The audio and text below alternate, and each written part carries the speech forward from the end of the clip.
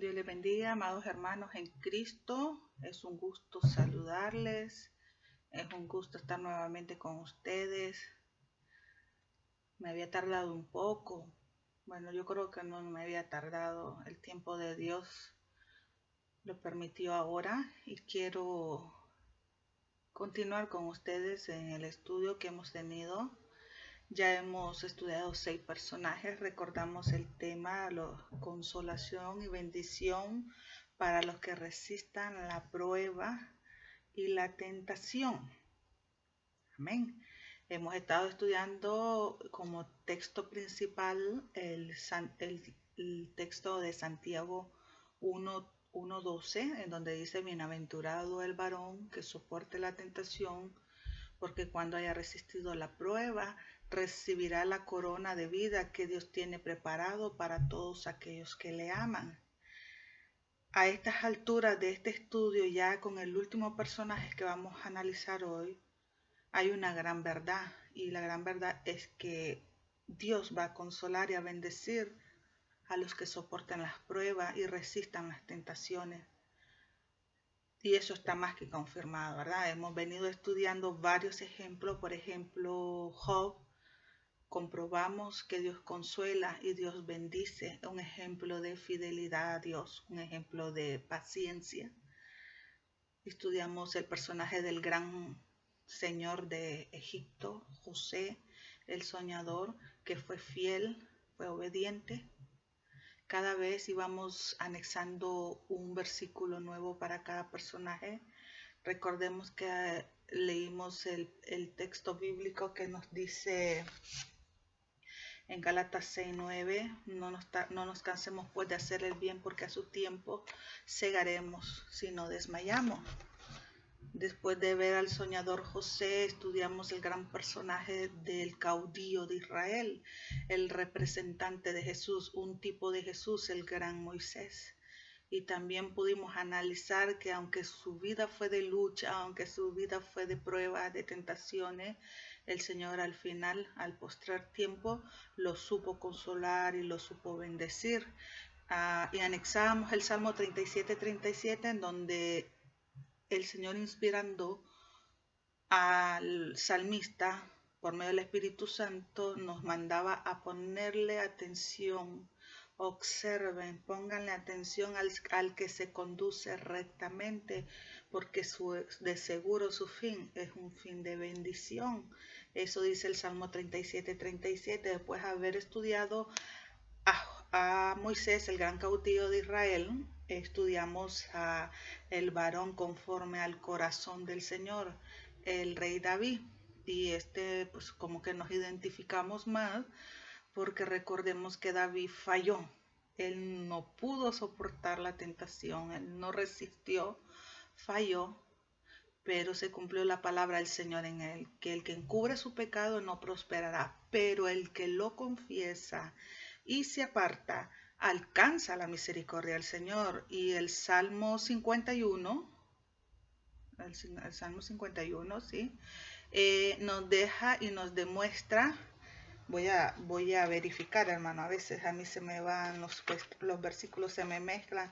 El Salmo 51 nos refleja el gran arrepentimiento del rey David al haberle fallado al Señor. Él no pudo soportar, pero sí supo decir: te fallé, mi Dios, te fallé, Señor, perdóname. Y el Señor, sí, es el Salmo 51, donde hay arrepentimiento y plegaria pidiendo purificación, donde David le ruega al Señor: purifícame, perdóname, te fallé. Entonces, el Señor lo supo bendecir grandemente. Ustedes ya deben de recordar de que fue uno de los más grandes reyes de Israel, aparte que es el único que es llamado conforme al corazón de Dios, y que Dios le prometió que su reino iba a ser eterno, y se lo cumplió al ser nuestro Señor Jesucristo del linaje de David, linaje real, nuestro Rey de Reyes y Señor de Señores. Después vimos un ejemplo de una mujer. Ya iban 4 varones, una mujer, una jovencita que se guardó fiel al Señor en medio de una ciudad extranjera. Ella era extranjera, Ella era una exiliada, estaba cautiva en Persia.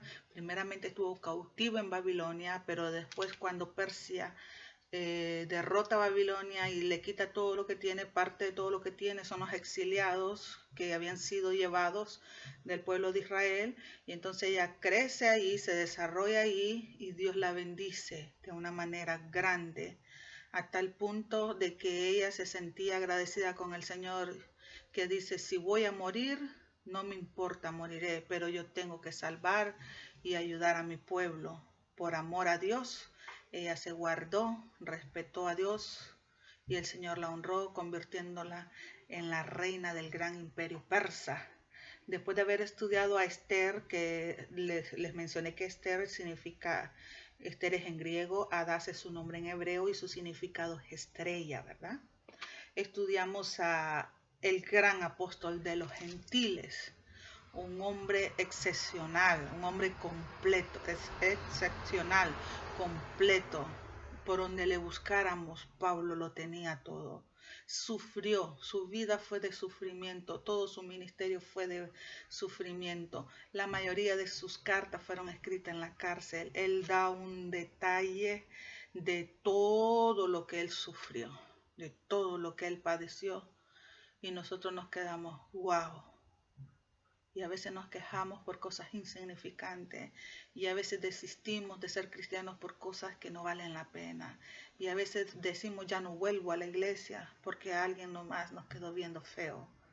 Y al estudiar a Pablo nos damos cuenta que fue un gran hombre, un gran siervo de Dios, y el Señor lo galardonó, lo consoló y lo bendijo en gran manera. Ahora, todos ustedes saben que el número 7 tiene un significado muy bonito en la Biblia, y significa, lo conocemos como el número perfecto, el 7, ¿verdad? Yo sé que ustedes saben eso. El 7 se conoce en la Biblia como el número perfecto, y justo quiero terminar con el personaje número 7 y el referente, el ejemplo, el paradigma, el modelo a seguir. Ya más o menos saben quién es. Es nuestro Señor Jesús. Hoy les quiero hablar de nuestro Señor Jesucristo. Él no solo es el ejemplo, sino Él es el más grande ejemplo. Él no solo es el modelo, Él es el más grande modelo. Él es el más grande referente de los hijos e hijas de Dios. Y hoy vamos a cerrar con broche de oro. Número perfecto, ¿verdad? El 7, nuestro Señor Jesucristo. Ahora podemos pensar, como en algún momento llegué a pensar yo, que este modelo es como más difícil, ¿verdad? De alcanzar, como que su nivel es demasiado para nosotros, porque a lo mejor llegamos a pensar: oh, hablar de Jesús es hablar también de Dios, porque Él era Dios. Pero hoy en este estudio que vamos a tener no vamos a hablar de la divinidad de Jesús, no vamos a hablar de Jesús como Dios. No pensemos entonces, no digamos que es un modelo o un ejemplo inalcanzable o difícil de imitar, porque algunos pensaremos: es Dios, ¿verdad? ¿Cómo lo vamos a igualar? ¿Cómo no iba a aguantar si es Dios? No. Hoy les quiero hablar del Jesús 100% hombre, del Jesús de carne, de hueso, de sangre. Alguien semejante a nosotros en todo, 100% hombre, 100% carne, 100% hueso, 100% sangre. Las aflicciones que Jesús venció, las tentaciones que Jesús venció, que la Biblia menciona, todas las venció en la carne. Todas las aflicciones que Él pasó, las tentaciones que Él sufrió, todas las venció en la carne. Eso quiero que lo tengamos claro. La Biblia declara que desde que Jesús empezó su ministerio fue tentado. Si nosotros analizamos todo lo que son los evangelios, la Biblia habla de su nacimiento, y luego habla de que desde los 12 años fue al templo con sus padres, y cuando ellos ya se regresaban se les perdió. Cuando los papás José y María se dan cuenta que Jesús no está, corren de regreso a buscarlo y lo encuentran en el templo. Estaba conversando con los rabinos, con los grandes maestros de aquel entonces, en ese momento allí en el templo. Entonces ellos desesperados se le acercan a Jesús y les dice, ¿por qué nos haces esto? ¿Por qué nos das tanta preocupación? ¿Por qué te quedaste? Pensamos que te habíamos perdido. Entonces ellos, al parecer, él amablemente les dice, ¿y por qué me buscaban tan desesperadamente? ¿Acaso ustedes no saben que en los negocios de mi padre yo debo de estar? Y no estaba hablando de su padre terrenal, porque no estaba hablando de carpintería, no estaba hablando de madera, estaba hablando de los secretos del reino de los cielos, entonces estaba hablando de su Padre celestial. Y dice la palabra de Dios que solo les respondió esas palabras y la Biblia afirma que se fue con ellos y se quedó sujeto a ellos. Y ahí comienzan algunos inventos de que la gente pregunta, ¿y qué fue de la vida de Jesús? Porque solo mencionó el nacimiento, después mencionan ese hecho de que se pierde y lo encuentran en el templo y después ya no se sabe más nada. Y ahí comienzan algunos inventos que no tienen ningún fundamento bíblico. Algunos afirman que se fue del lado de las pirámides a como a estudiar eso ¿cómo se llama eso?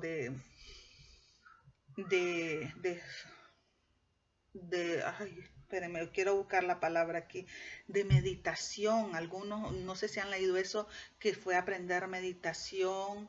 Hay otras películas religiosas que lo muestran de niño y recuerdo que en una de esas películas hay unos pajaritos, unos juguetitos, palomitas, y viene él y las toca y las palomitas salen volando. Y no es cierto, la Biblia no habla ni de que se fue a las pirámides a meditar, a aprender meditación, y tampoco habla de que de niño tocaba muñequitos y agarraban viva y se convertían en real. No, eso no es cierto, esos son inventos, especulaciones. Es más, hace poco oía esto, justo cuando yo escuché este mensaje. Recuerden que este mensaje yo ya lo escuché y me impactó tanto que yo quise compartirlos con ustedes. Entonces el predicador, perdón hermana, me pica en la nariz. El predicador decía de que él escuchó algo de que parece que José hizo un mueble y el mueble como que le quedó muy pequeño y llegaron los dueños del mueble a reclamarle y que diciéndole, no son las medidas que te pedimos. Y que vino Jesús, dice, esa gente que inventa cosas, dice que vino y lo tocó Jesús el mueble y el mueble se infló y se hizo más grande de la medida que pedían los clientes. Hay tantas cosas que la gente inventa, pero ninguno de eso aparece en la Biblia. Él permaneció sujeto en su casa. Y si leemos nosotros Lucas 2:52, nos vamos a dar cuenta que así fue. Lucas 2:52. Él no se fue a ningún lado a aprender meditación. Él no hacía milagros de pequeños, ni hacía esos prodigios que la gente a veces menciona. Él simplemente estaba sujeto a sus padres, esperando el momento en que él ya tenía que irse a comenzar su ministerio. Lucas 2:52 dice, y Jesús crecía en sabiduría y en estatura y en gracia para con Dios y los hombres. ¿Ve? Aproximadamente son 18 años los que Jesús pasa inadvertido, pero en esos 18 años él estuvo sujeto a sus padres. Él estuvo ahí, seguramente le ayudaba a su papá José, a su papá terrenal, con la carpintería, a cerrar, a cortar, a martillar, a darle forma a los muebles. Seguramente le ayudaba a su mamá María. Él permaneció sujeto a ello hasta que cumplió los 30 años aproximadamente. Jesús inicia su ministerio terrenal. Eso ya lo sabemos también nosotros. Jesús viene, se despide del taller de carpintería, le dice adiós al serrucho, le dice adiós al martillo, le dice adiós al cepillo, adiós a los muebles, a la madera, a todo. Y empieza la más grande de las hazañas que han habido. La más grande hazaña de la historia, tan grande que marcó la historia, que ahora los años se leen antes de Cristo y después de Cristo. Y es ahí donde comienza su ministerio. La Biblia en los evangelios afirma que él llega al Jordán y Juan el Bautista ya había dado testimonio de él. Ya había dicho Juan el Bautista, yo no soy el Mesías, yo soy el amigo del Mesías, yo no soy el esposo, yo soy el amigo del esposo. Entonces él estaba hablando y estaba predicando y él afirmaba, yo lo más que puedo hacer es bautizar en agua, pero él viene a bautizar en Espíritu Santo y fuego. Yo no soy digno, dice, ni siquiera de desatar las correas de su sandalia. Y en eso hace acto de presencia. Cuando él está hablando estas cosas, está predicándole a la gente, hace acto de presencia. Jesús va al Jordán para dar su segundo paso de obediencia para ser bautizado. Juan, cuando lo ve de largo, lo mira y viene y declara estas palabras. Él es de quien yo les he estado hablando. Él es de quien yo les he estado dando testimonio. Él es el Cordero de Dios que quita el pecado del mundo o los pecados del mundo.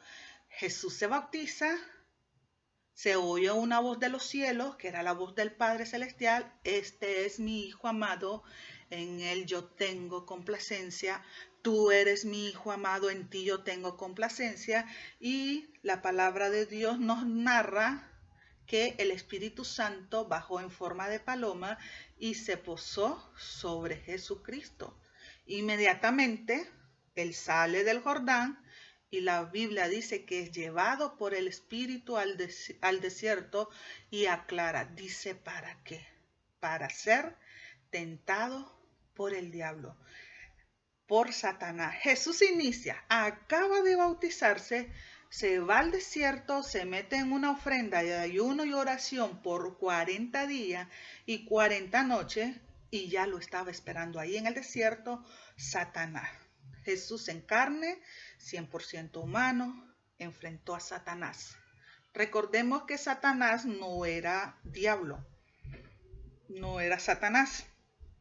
Antes era luz bella, era un querubín, era un ser angelical, un ser bello, precioso. Era el más bello de todos los seres angelicales que habían en la Biblia, en los cielos. La Biblia afirma que su altivez, su arrogancia, su rebeldía, su orgullo lo enfermó y se quiso rebelar en contra de su creador. Entonces, ¿qué hace nuestro Dios? Lo expulsa de su presencia y luego ese hermoso ángel, ese precioso ángel, esa luz bella, ese bello querubín, ¿qué sucede? Se convierte en el diablo. Entonces Jesús ya lo conocía. El diablo ya conocía a Jesús allá en los cielos, ¿verdad? Porque recordemos que Él es Dios, Él es eterno. Él estuvo ahí, Jesús, cuando lo expulsaron. Pero ahora ya Jesús no está como Dios, como cuando lo expulsaron. Ahora Jesús se encarna, ahora viene igual como nosotros, carne y hueso y sangre, en semejanza humana, vino a la tierra y ahora va a enfrentar a Satanás en el desierto. La Biblia dice que ya el diablo lo estaba esperando en el desierto cuando él se metió en el ayuno de 40 días y 40 noches. Entonces, vamos a recordar un poco. ¿Qué dice Santiago 1:12? Bienaventurado el varón que soporta la tentación, porque cuando haya resistido la prueba recibirá la corona de vida que Dios tiene preparada para todos los que le aman. Recordamos que hay prueba y hay tentación. Son dos cosas diferentes. En el desierto, recuerden que la tentación viene de parte del diablo y es una seducción ¿a qué? A fallarle a Dios, a ofender a Dios, a que tú peques en contra de Dios.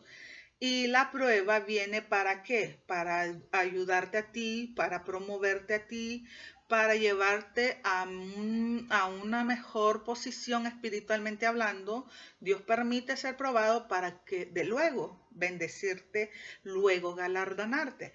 Pero aquí en el desierto Jesús está siendo tentado porque es el propio Satanás el que está ahí esperándolo para tentarlo. ¿Recuerdan de quién viene la tentación? Del diablo. ¿De quién viene la prueba? De Dios. ¿Ok?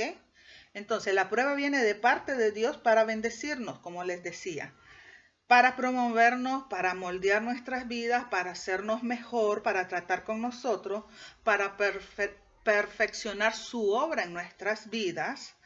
Para eso, ese es el fin de la prueba. Y la tentación no viene de parte de Dios. Y hay un versículo bíblico que dice que Dios no puede ser tentado. Por eso Él no tienta a nadie. Ya viene de parte del diablo y es para seducirnos a ofender a Dios, a pecar, a incitarnos, para destruir nuestras vidas. Porque la paga del pecado es muerte. Entonces Jesús está siendo tentado en el desierto. Cuando termina los 40 días de ayuno y oración, los que están acostumbrados a ayunar y saben de esto del ayuno, hay un reloj biológico que todos tenemos que se llama estómago. Y nosotros, los que hemos ayunado en algún momento hasta el mediodía, sabemos que a esa hora el estómago ya está doliendo. Algunos ya andan hasta mareados de hambre. Hay unos que son más fuertes y ayunamos hasta las 3. Hay unos que podemos ayunar todavía a las 3. Y ya cuando a las 3 ya, si a las 12 ya nos arde el estómago y hasta nos da como mareíto, imagínense a las 3. Pero hay gente que es más fuerte y ayuna hasta las 5. Y hay unos que duermen en ayuno y amanecen en ayuno. Pero todos sabemos que ya cuando ha llegado las 5 o ya pasó un día, ya el cuerpo nuestro agoniza de hambre. Y como decimos los centroamericanos, yo creo los nicaragüenses acostumbramos esta frase, andamos muertos de hambre. Ya cuando han pasado tantas horas, ya sentimos aquello y vemos cualquier comida y la comemos y la sentimos la comida más sabrosa. ¿Por qué? Porque andamos necesidad y nos andamos muriendo de hambre. Y aquí, en el caso de nuestro Señor Jesucristo, no ha pasado un día. No durmió solamente un día y amaneció en ayuno. No, pasaron 40 días y 40 noches. Ustedes se imaginan cómo él estaba. Él estaba literalmente muriendo de hambre. Andaba necesidad de comer algo. Seguro su estómago le ardía. Porque recuerden, estamos hablando de Jesús 100% hombre, carne, hueso y sangre. Él estaba seguramente desesperado por comer. Y Satanás se le aparece. Y yo me imagino que él pensó, este es el momento, ahorita que está, que se muere de hambre, voy a tirar mi primera tentación.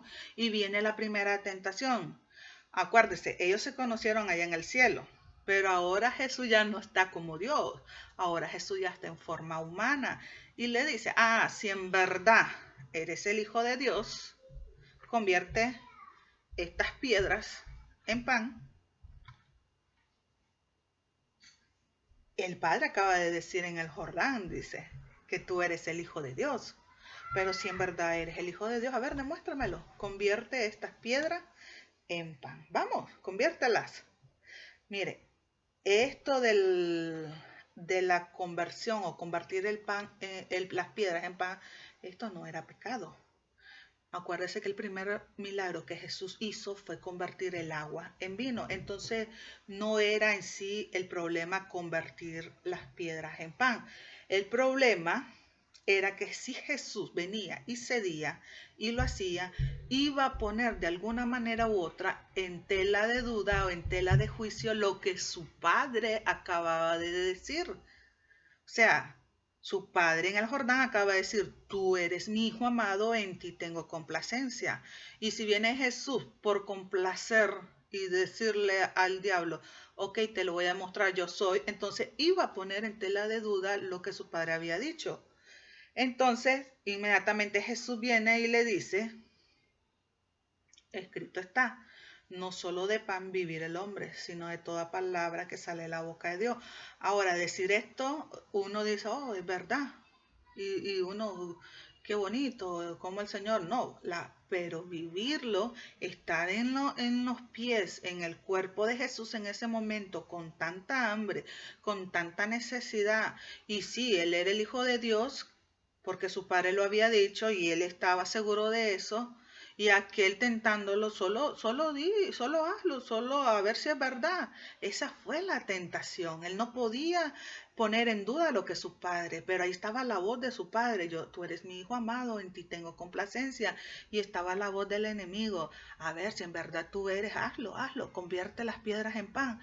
Pero el Señor pudo y fue como una cachetada fuerte en donde le dicen no solo de pan vivirá el hombre, sino de toda palabra que sale de la boca de Dios. Ahora, si nosotros analizamos un poquito eso de convertir el pan, de las piedras en pan, si analizamos un poco algo de eso, ustedes saben que mucha gente hoy en día vive en pecado por el estómago.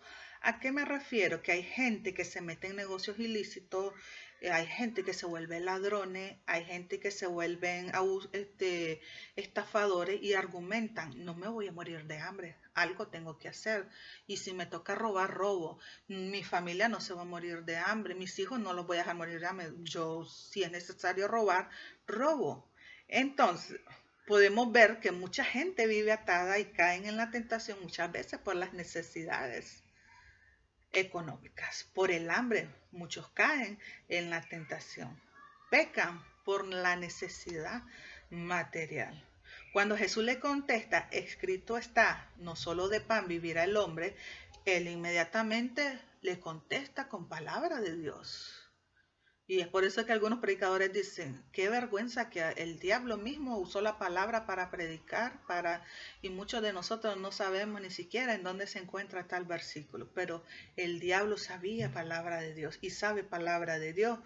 Le dice, también está escrito, a sus ángeles mandará tú para que tu pie no tropiece en piedra. Le cita lo que es el Salmo 91:11, ¿verdad?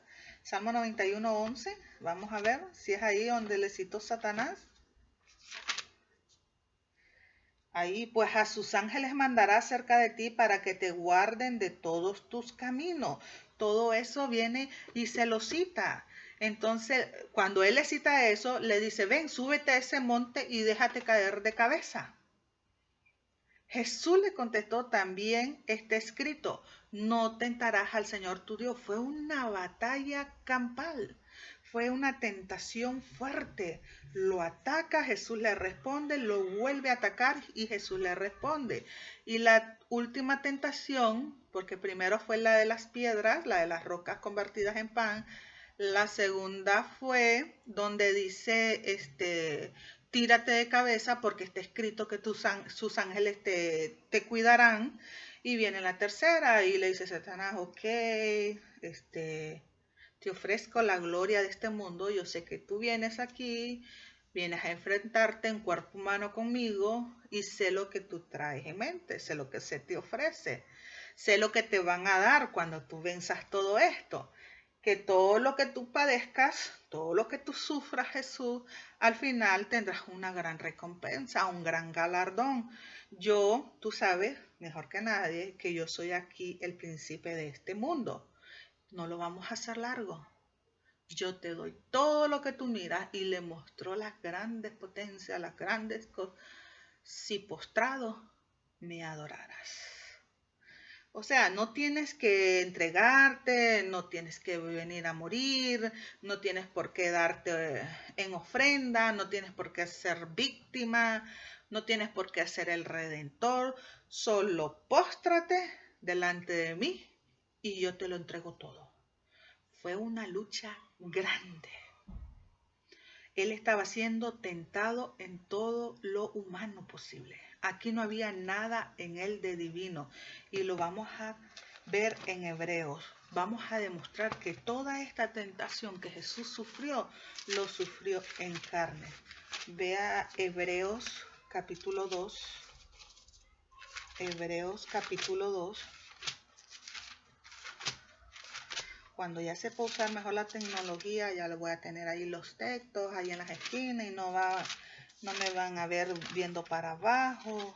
Ahorita estoy aprendiendo. Hebreos 2, versículo 17. Oigan bien lo que dice su palabra. Por lo cual debía ser en todo semejante a sus hermanos. Oiga, debía ser semejante en todo a nosotros, para venir a ser misericordioso y fiel sumo sacerdote en lo que a Dios se refiere, para expiar los pecados del pueblo. Pues en cuanto él mismo padeció siendo tentado, es poderoso para socorrer a los que son tentados. Tenía que ser semejante a sus hermanos en todo. Él era 100% carne, sangre y hueso cuando fue tentado. Él venció en la carne. Él enfrentó la tentación en la carne, en su naturaleza humana, 100% humano. Hebreos 4:15, más adelantito, dice su palabra, porque no tenemos un sumo sacerdote que no pueda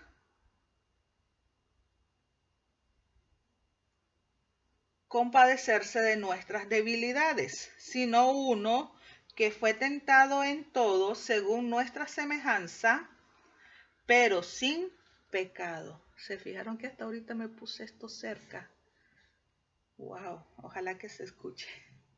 No tenemos un sumo sacerdote que no pueda compadecerse de nuestras debilidades, sino uno que fue tentado en todo según nuestra semejanza, pero sin pecado.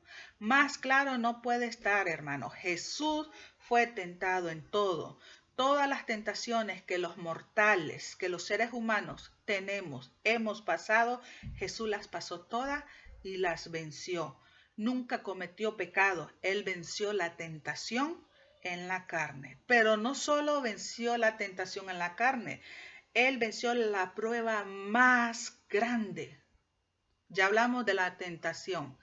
Él venció la prueba más grande. Él enfrentó y venció la prueba más grande de todas las pruebas que puedan existir. La más grande, oiga bien. Así, ahí sí no ha habido ninguno que haya igualado a Jesús en lo que es vencer esta prueba.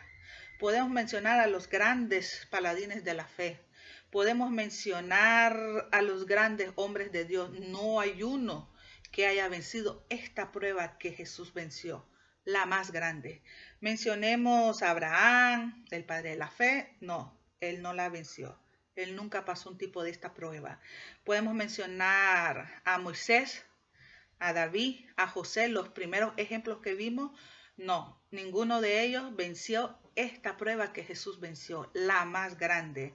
Y si agarramos a los profetas, Isaías, Jeremías, Ezequiel, Daniel, Miqueas, Nahum, etcétera, etcétera, todos ellos, hasta Malaquías, los juntamos juntos a todos los profetas, ninguno de ellos, ni todos juntos, pudieron vencer esta prueba que Jesús venció, la más grande de todos. Y nos vamos allá al Nuevo Testamento, el gran Pedro, el gran Juan, el gran Pablo.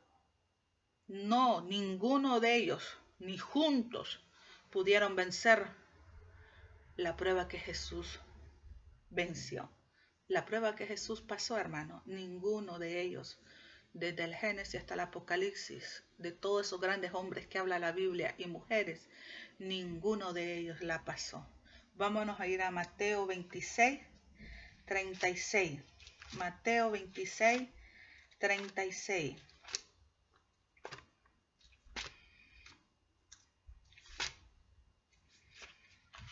Mateo 26, 36.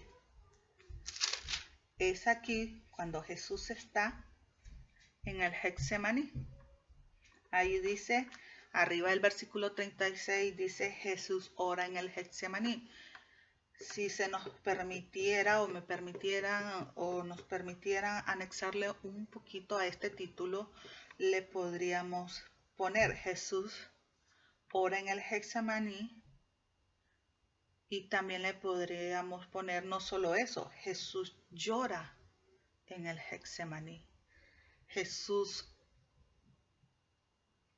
agoniza en el Getsemaní. Lloró amargamente. Dice la Biblia que las gotas de su sudor que caían eran como gotas de sangre. Vamos a leer Mateo 26, 36. Entonces llegó Jesús con ellos a un lugar que se llama Getsemaní y dijo a sus discípulos: sentaos aquí, entre tanto que voy allí y oro. Y tomando a Pedro y a los dos hijos de Zebedeo, comenzó a entristecerse y a angustiarse en gran manera. Entonces Jesús les dijo: mi alma está muy triste hasta la muerte, quedaos aquí y velad conmigo. Yendo un poco adelante, se postró sobre su rostro, orando, diciendo: Padre mío, si es posible, pase de mí esta copa, pero no sea como yo quiero, sino como tú. Aquí la palabra de Dios nos está narrando que Jesús se lleva a 3 de sus discípulos. Al parecer eran los discípulos como más fuertes. Y se llevó a estos 3, recuerdan que eran, en ese momento estaban 11, porque ya Judas andaba buscando, haciendo tratos con los que querían apresar a Jesús. De los 11 solo se lleva 3 y agarró, parece, a lo más fuerte, porque pensó: si me llevo a todos ellos, capaz y se me ponen a llorar, porque ellos estaban acostumbrados a ver a Jesús haciendo milagros, levantando muertos, convirtiendo el agua en vino, multiplicando el pan, los peces, pero en este momento lo iban a ver de una manera diferente. Y agarra solo a Pedro y a los hijos de Zebedeo. Yo no sé si estos hijos de Zebedeo, no sé, me corrigen ustedes, son los que se les llaman los hijos del trueno. O sea, eran uno de los más aguerridos, de los más fuertes. Y se los lleva para que lo apoyaran, para que lo acompañaran, para que oraran por él, con él y por él en ese momento. Pero si ustedes leen más adelante, a partir del 40 y en adelante, nos damos cuenta que se quedaron dormidos. Yo quiero leerles este capítulo, lo que es el versículo, los versículos 30, el 38, en otras versiones. ¿Me lo permiten? Vamos a leerlo en otras versiones. Oigan bien, en la LBLA dice el versículo 38. Entonces les dijo: mi alma está muy afligida hasta el punto de la muerte. Quedaos aquí y velad conmigo. La JBS dice: entonces Jesús les decía: mi alma está muy triste hasta la muerte. Quedaos aquí y velad conmigo. En la DHH dice: siento en mi alma una tristeza de muerte. Quédense ustedes aquí y permanezcan despiertos conmigo. En la NBLA, entonces les dijo: mi alma está muy afligida hasta el punto de la muerte. Quédense aquí y velen junto a mí. En la NBB, tengo el alma llena de tristeza y angustia mortal. Quédense aquí conmigo, no se duerma. En la NTV les dijo: mi alma está destrozada de tanta tristeza hasta el punto de la muerte. Quédense aquí y velen conmigo. En la Nueva Versión Internacional: es tal la angustia que me invade que me siento morir, les dijo.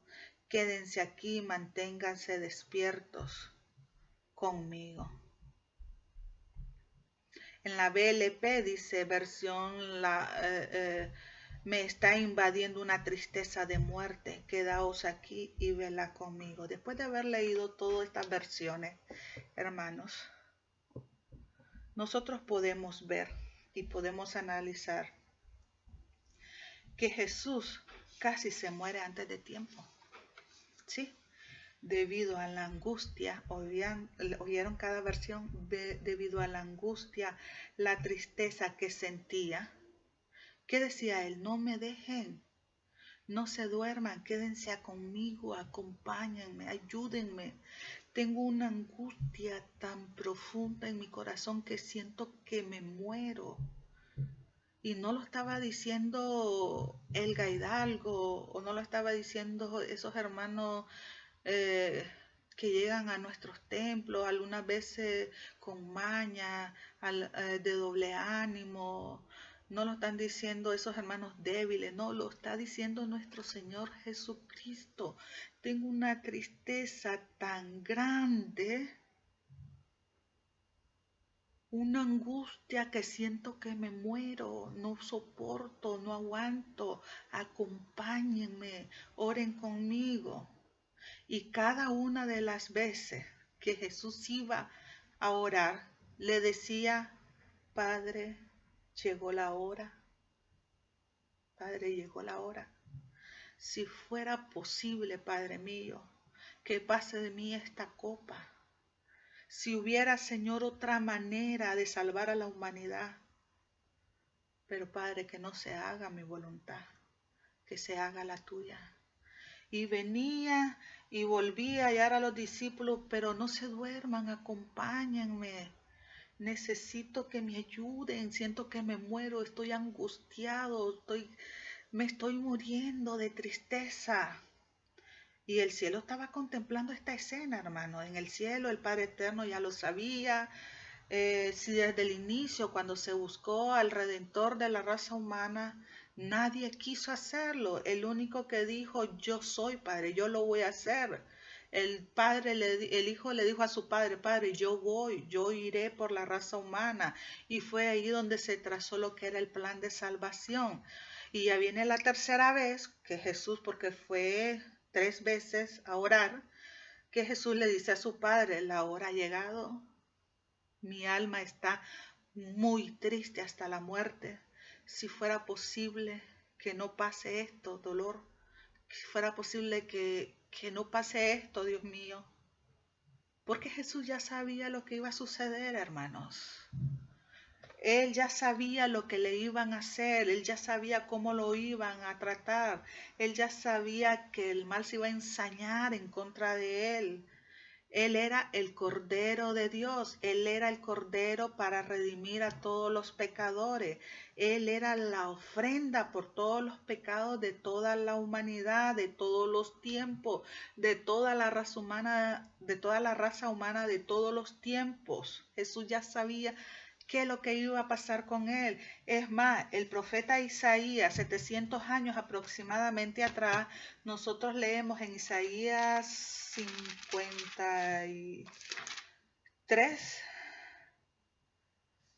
desde el 52:13 nos damos cuenta que Isaías ya lo había profetizado, él ya lo había visto, él lo miró y dijo, no hay parecer en él. Ya no hay más hermosura en él, no se le distingue el rostro. Isaías dijo, lo van a desfigurar, le van a destruir su rostro, le van a desfigurar su rostro, le van a desbaratar su cara. Todo él, dice la palabra de Dios, fue convertido en una llaga. Cuando él terminó de orar y dijo a sus discípulos, vámonos ya, ya es la hora. Él divisó que ya venían unos con antorchas, con varas, con palos. Llegó el momento, llegó la hora, ya se acerca el que me va a entregar. Y Judas viene, lo besa en la mejilla y él le dice, con un beso entregas a tu maestro.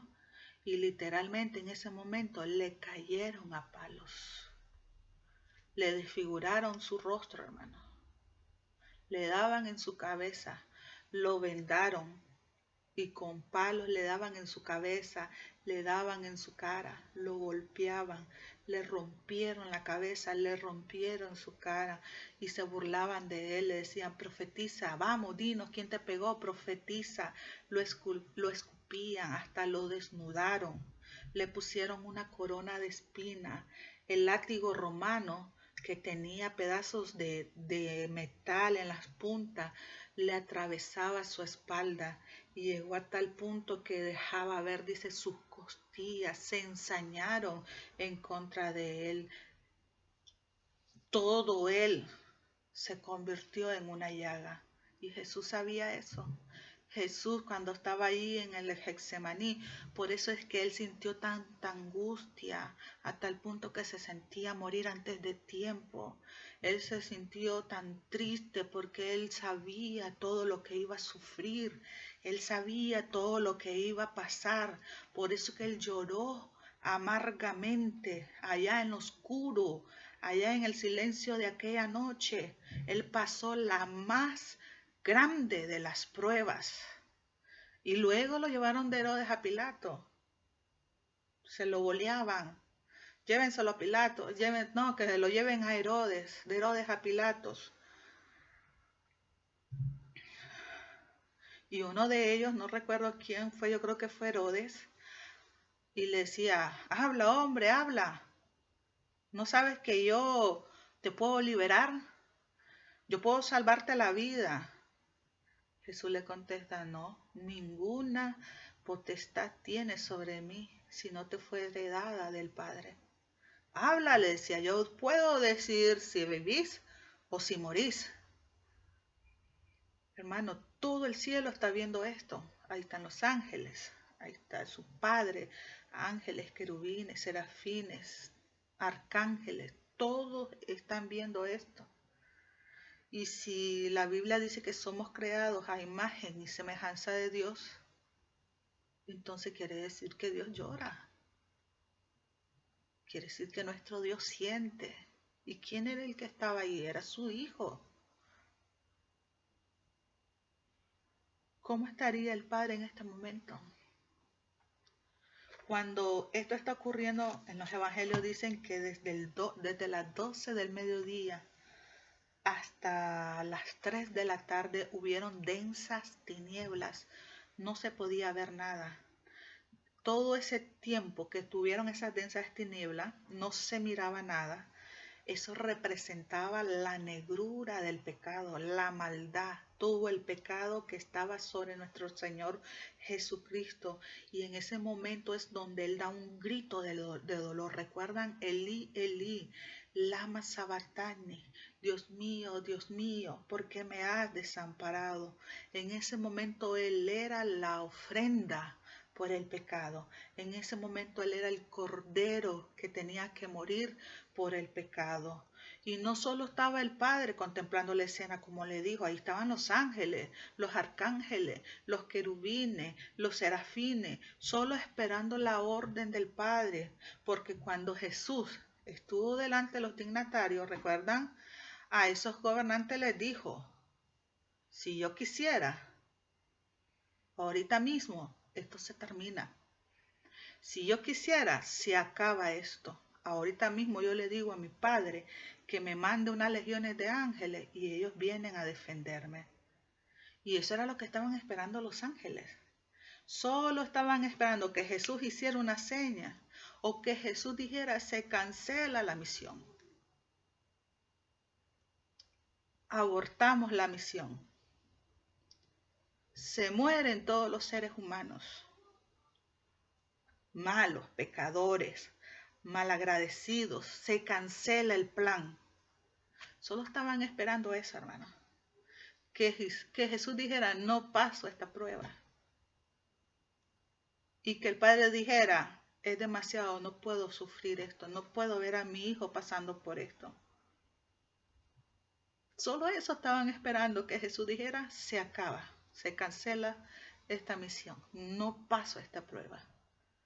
Y a propósito, vamos a leer el texto de oro de hoy, Filipenses 2:5. ¿Y por qué no lo leímos al inicio? Porque, como le digo, a propósito, vamos a cerrar con broche de oro. Santiago 2, Filipenses 2:5. Filipenses 2:5.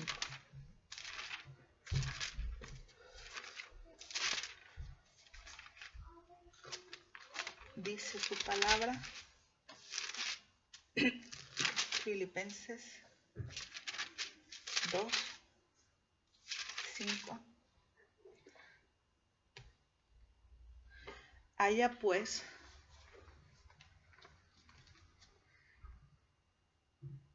en vosotros este sentir que hubo también en Cristo Jesús, el cual siendo en forma de Dios, no estimó el ser igual a Dios como cosa a que aferrarse, sino que se despojó a sí mismo tomando forma de siervo.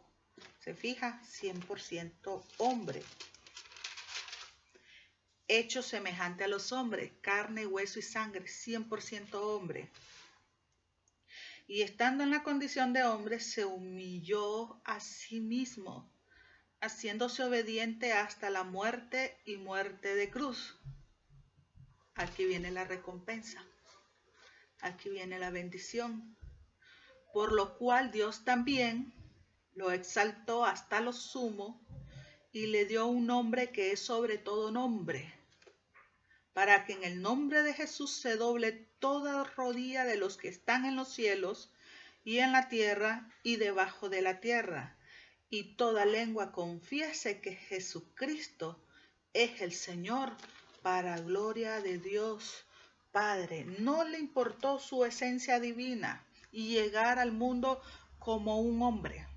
Y siendo hombre, dice, se humilló aún más hasta lo sumo y murió como el peor de los pecadores, porque en aquel entonces el que moría en una cruz eran los más grandes maleantes que podían existir. Y él se humilló hasta tal punto, hasta la muerte y muerte de cruz, dice la palabra de Dios.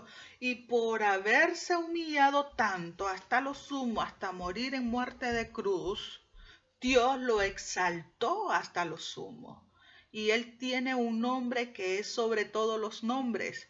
Y delante de ese nombre se dobla toda rodilla que está en los cielos, que está en la tierra y debajo de la tierra. Y toda lengua confiesa que Jesucristo es el Señor, para gloria del Dios Padre. Él es el pan de vida, hermano.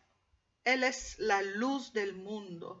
Él es la puerta del reino de los cielos. Él es el buen pastor. Él es el camino. Él es la verdad. Él es la vida que nos lleva al Padre. Él es la vida verdadera. Él es la resurrección y es la vida. Él es el león de la tribu de Judá.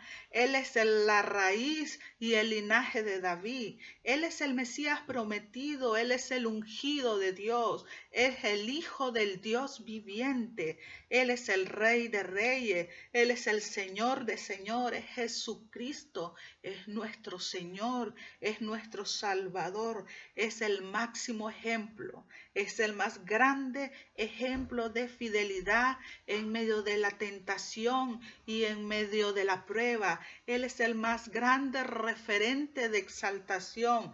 Por eso ni todos juntos, desde el Génesis hasta el Apocalipsis, podían haber hecho lo que hizo el Hijo de Dios. ¿Valió la pena este último mensaje? ¿Verdad que sí?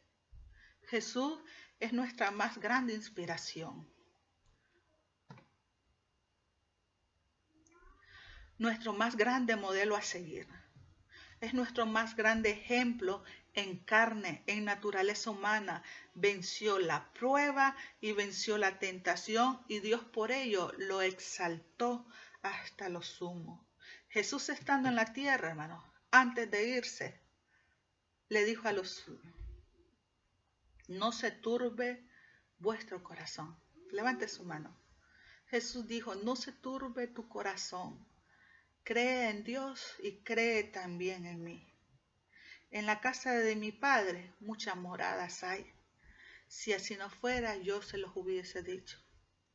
Me voy a preparar lugar para vosotros, y si me fuere, también regresaré y volveré por ustedes, para que donde yo esté, ustedes también estén.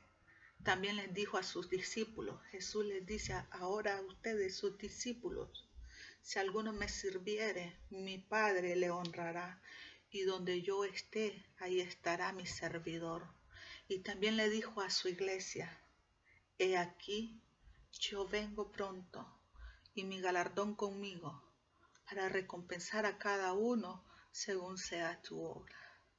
Cierra sus ojos. Padre que estás en el cielo, gracias, Señor Jesús. Gracias, Señor Jesús, porque tú eres bueno. Gracias porque tú eres el más grande ejemplo, el más grande modelo, el más grande paradigma de lo que es resistir la prueba, resistir la tentación y recibir la consolación y bendición del Padre. Ayúdanos, Señor. Ayúdanos a saber valorar todo lo que hiciste por nosotros y ayúdanos a aprender de ti, a soportar, a resistir, porque un día tú nos vas a consolar y nos vas a bendecir. Si hay algún amigo en esta hora que escuchó este mensaje, alguien que no haya aceptado a Jesucristo o alguien que lo aceptó pero anda descarriado y quiere hacer una oración de fe, quiere aceptar al Señor, reconoce que necesita de Jesús. Repita conmigo esta oración.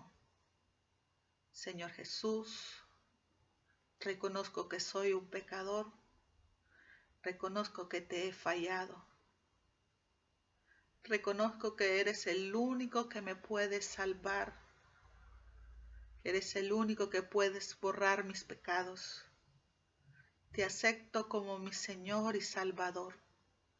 Te acepto como el Señor de mi vida. Te acepto como el Salvador de mi vida.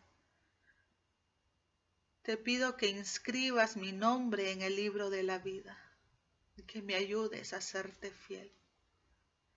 Levanta tus manos y pídele fortaleza al Señor. Fortalécenos, Señor. Ayúdanos, Señor. Queremos amarte y servirte cada día mejor. Danos fuerza para poder resistir la prueba y la tentación. No queremos fallarte, no queremos defraudarte, mi Dios. Gracias, Padre Celestial, porque permitiste que tu Hijo amado viniera a este mundo a morir por nosotros. Gracias, Señor Jesús, porque no te aferraste a tu divinidad, sino que te humillaste hasta lo sumo, solo por amor a nosotros, por salvar nuestras vidas. Gracias, Padre. Gracias, Hijo. Gracias, Espíritu Santo de Dios. Amén y amén. Dios me los bendiga, hermanos. Vamos a seguir en estudios. En breve yo les haré pasar un aviso o ya les comparto el nuevo estudio que comencemos. Espero que sea de bendición para su vida y que hayan aprendido algo de estos 7 personajes. Dios los bendiga, hermanos. Un gusto saludarle, hermana Elga Hidalgo.